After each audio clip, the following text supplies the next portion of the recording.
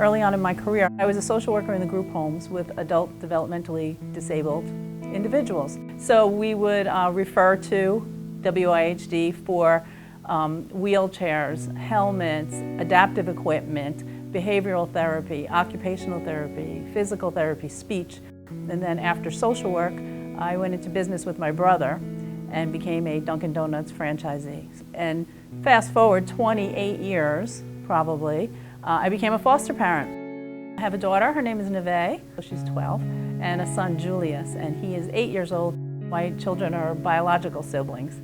And so Julius came to me at birth, 3 days old from the hospital.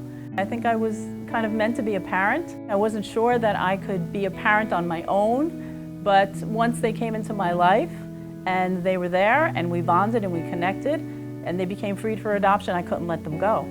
I was surprised when my children were referred for services and I walked in the building and it was WIHD, a place that I had been to many times before and interacted with many times before. So I felt confident coming here for those kind of services with my children. So my son Julius was diagnosed with autism and needs services, and I didn't know where to go. So there's an educational coordinator here at WIHD that even though I have adopted, and even though we don't use the services on a daily basis, I was able to call and tap into her expertise and her knowledge and her wealth of resources in the community that could get him the help that he needs. So that's how my life has intersected with WIHD.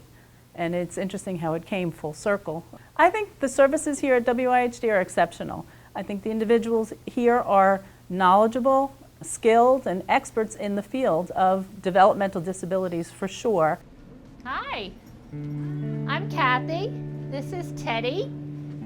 He's a therapy dog. He works in the program. I was going to ask you if you... So those are the kind of things that are actually, you know, they're priceless because there's nowhere else in the community that I can think of that I can go one place and find all the experts under one roof that can help me get my children the services they need so that we can be a complete family, so that they can be happy and they can be healthy and they can thrive in the community and they can move past whatever trauma they have had in the past. WIHD has given a lot to me. So I decided to join the Community Advisory Committee at WIHD because I wanted to give back to an agency that gives so much. Without the assistance of WIHD, I think we would have gotten lost in the community. My children may have fallen through the cracks and not gotten the services that they needed to be complete in their school career, in their personal development.